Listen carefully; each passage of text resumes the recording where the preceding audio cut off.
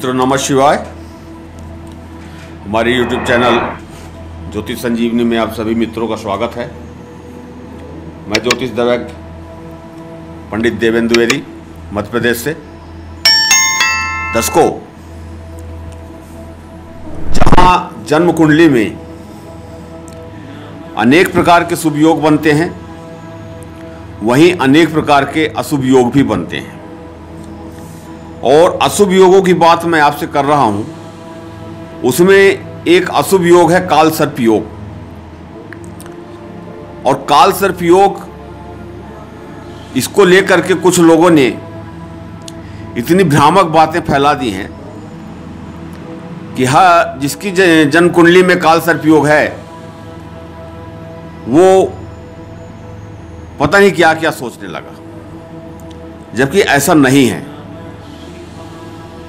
एक से एक करोड़पति अरबपतियों की कुंडली में भी काल सर्प योग बने हैं। उनका जीवन सुखी मंगलमय हुआ है।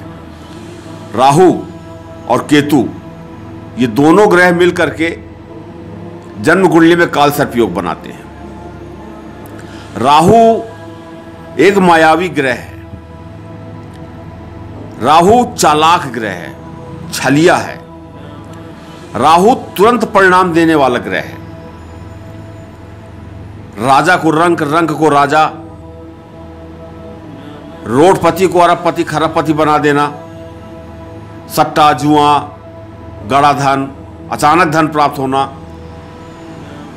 ये सब बातें जो हैं वो राहु के ऊपर निर्भर करती हैं। तो जहां पर शुभ योग बनते हैं वहीं अशुभ योग भी बनते हैं। तो पूरी तरीके से ये बात कहना कि राहु हमेशा जो है कष्टदायी होता है, ये शायद उचित नहीं होगा। कि राहु सब कुछ दे भी सकता है और सब कुछ ले भी सकता है। पर यहां पर हम बातें कर रहे हैं काल सर्प योग की। अब ये 12 भाव हैं, ये उदाहरण कुंडली है। ये 12 भाव हैं। प्रथम भाव, द्वितीय भाव, चतुर्थ भाव, सप्तम भाव, द्वादश भाव, ये 12 भाव हैं। और 12 भाव में मुख्य रूप से 12 प्रकार के ही काल सर्प योग बनते हैं। 9 प्रकार के काल सर्प योगों की मैंने आपसे बातें की है। इनका वीडियो मैंने आपको दिया है। आज 10वें काल सर्प योग की बात है। 10वां काल सर्प योग है घातक काल सर्प योग। जब 10वें भाव में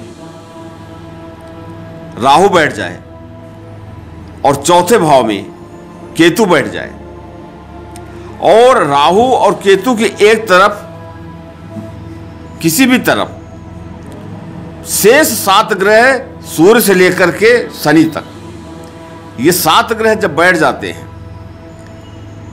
तो काल सर्प योग निर्मित हो जाता है। सामान्य रूप से ये देखा जाए कि हम इतना देख लेते हैं कि राहु और केतु के एक तरफ पूरे ग्रह हैं, हमारी कुंडली में काल सर्प योग है। और हमारे जीवन में किसी न किसी प्रकार की छोटी समस्या या बड़ी समस्या यदि आती है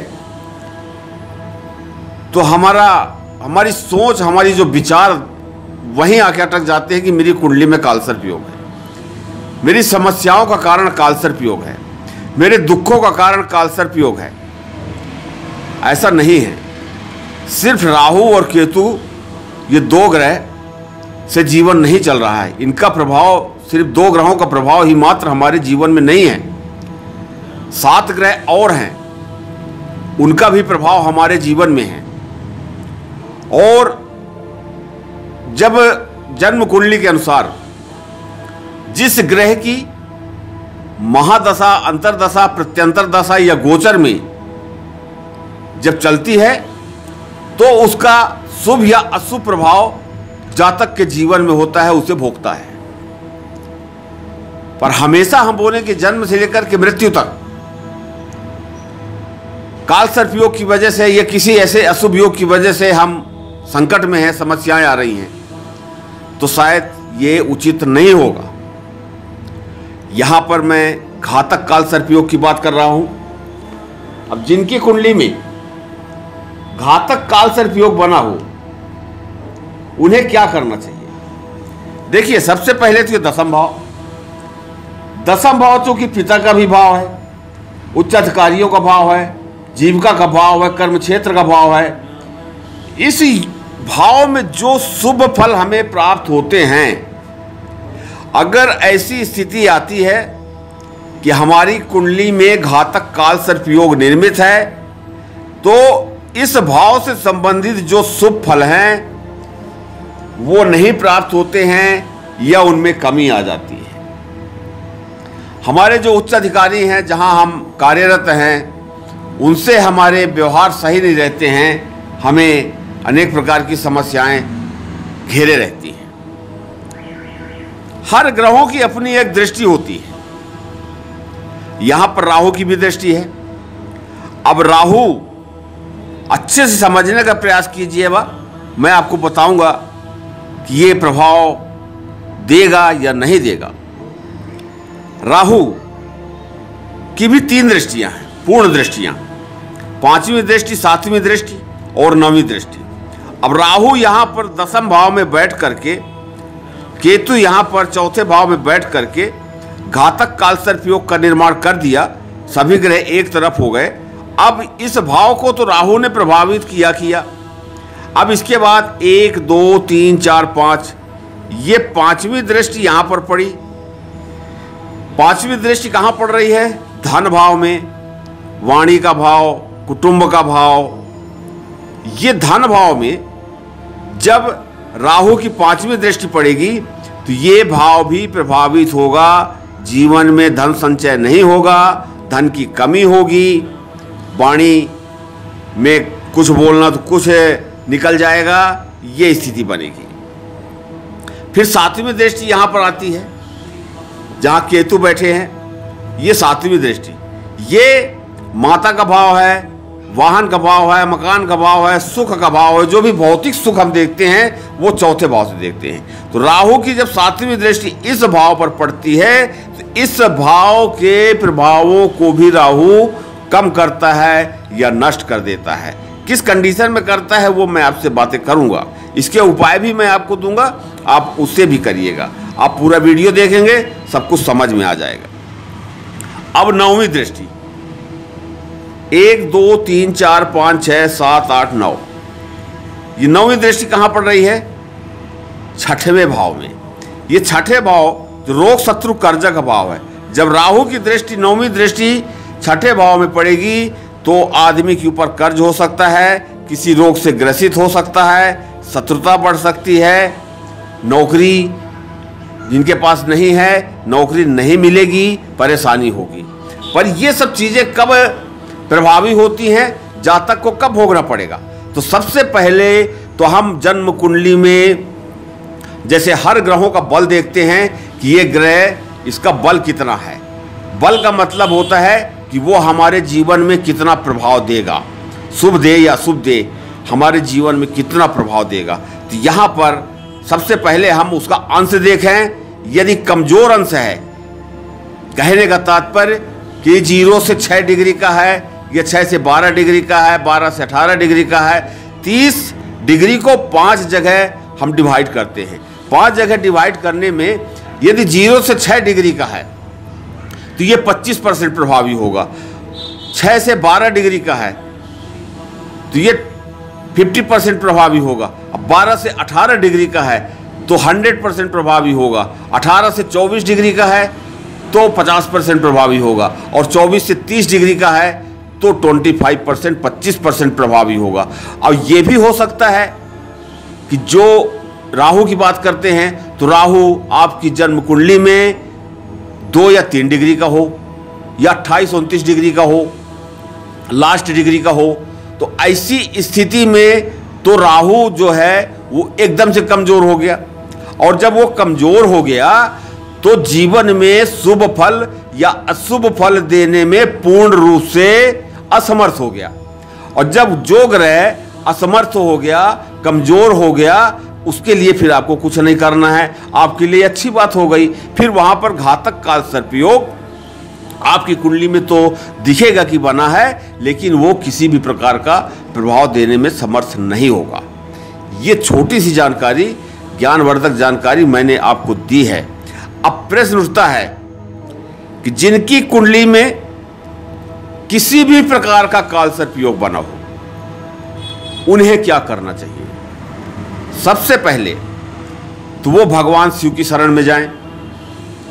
महामृत्युंजय मंत्र 1 माला, 3 माला, 5 माला, 11 माला, जो संभव हो जितना कर सकते हैं, किसी भी समय एक निर्धारित कर लें और रुद्राक्ष की माला से महामृत्युंजय मंत्र का जाप करें और नियमित करें। दूसरा, भगवान भोलेनाथ को प्रतिदिन जल अभिषेक करें। नहीं कर सकते हैं तो सोमवार करें। जल में गाय का दूध मिला लें तो और अच्छा होगा, उसका अभिषेक करें। इसी प्रकार से आप अपने घर में महामृत्युंजय मंत्र का 1.25 लाख जाप अनुष्ठान करवा सकते हैं।